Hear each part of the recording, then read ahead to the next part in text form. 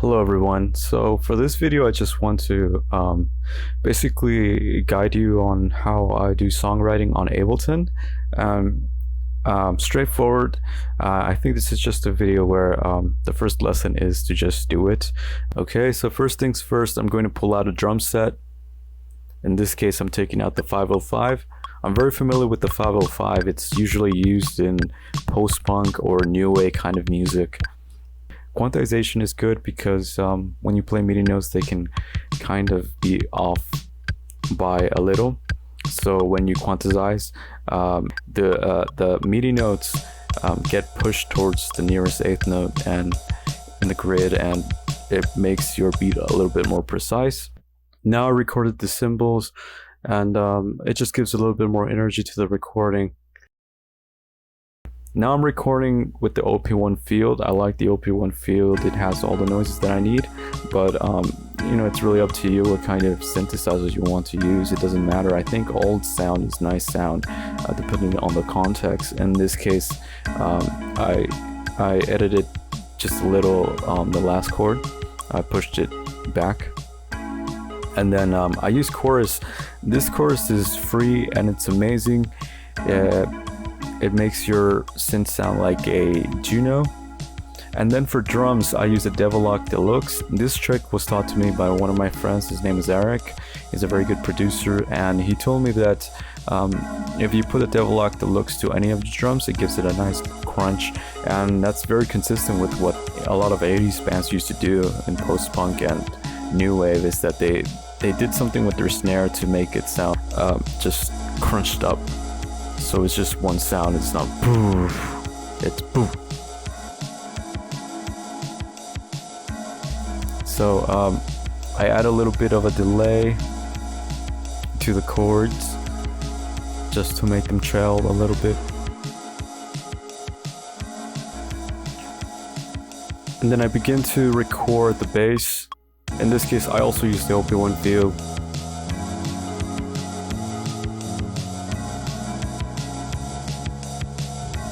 And then using the OP1 field, I found this cool sound. I think that it can go in the back, and it's a moving sound. One thing about synthesizers and about music and about sound in general is that the more interesting sounds move. Things that move in the background are the best. They just grab more people's attention than if you were to leave them out. It's just very spontaneous and fun. Okay, and then next I record the main synth, and afterwards we are ready to do the final composition. I begin with drums and bass. That's gonna be our foundation, and I take away the cymbals for now. And then I take parts of the tracks and I copy and paste them throughout the board. This just gives me a chance to activate and deactivate some parts, and make it less of a loop and more of a recording with different song structure. So as you can see, I just added a cymbal to activate itself.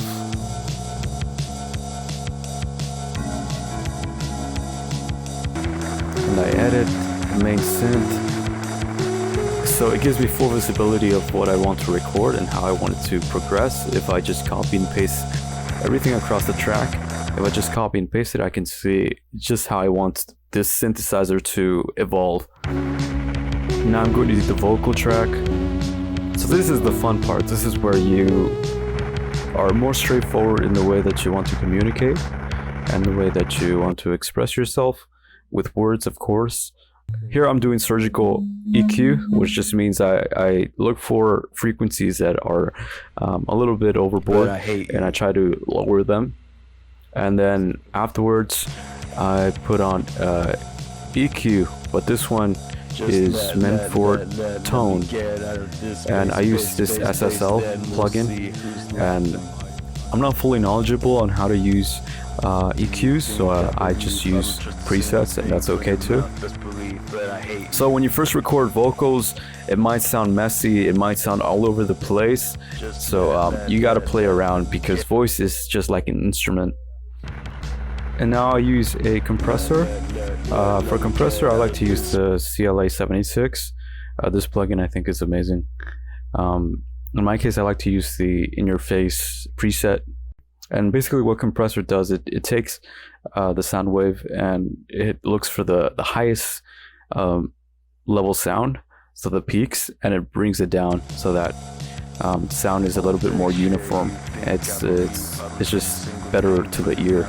When sound is more uniform, it's a little bit better to the ear, so it doesn't catch you off guard or it doesn't drive you crazy. One of the first things to add in a vocal track is a pitch correction plugin. In my case, I forgot, so I put it in, and I set the correction down to 70% around there. It's not too much of a difference, but it will be a little bit more noticeable. And in this case, I'm putting a de-esser. This takes away all the sibilances, all the harsh S sounds and puh sounds. And now I'm using this imager plugin. Basically what I use it for is to make my vocals wider or put my vocals dead on in the center. For this song, I think putting them in the center is the best. One of my friends told me that if you also use it in your master, you can make your mix sound wider. So I'm just playing around with it here. Yeah, feel free to try it out yourselves. Then I put some vocal reverb plate to my vocals. Reverb plate is a type of reverb. Whenever there's a sound, it leaves a trail end that sounds metallic, but it gives it like a very good tone. And then I'm using the Echo Boy. That one just takes my vocals and puts it into the mix. It just it drops it in very nicely. Afterwards, I put some cassette tape simulation to the master. It basically squashes the sounds together, and it makes it sound nice. It gives it a little bit of overdrive and saturation to the overall mix, and makes it glued together. And then I put some EQ to the bass.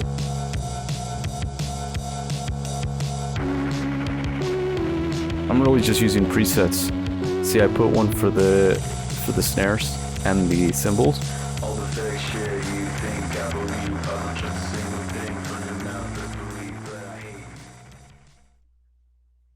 Okay. Yeah. Yeah.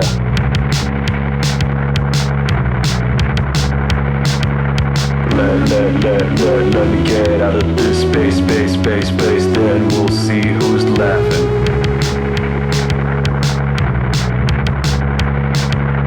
Let me get out of control, then we'll see who's bluffing.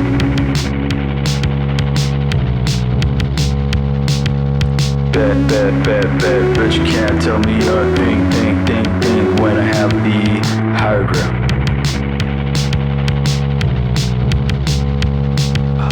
All the fake shit you think I believe. I don't trust a single thing from your mouth, but believe that I hate you. Just let me get out of this space, then we'll see who's laughing.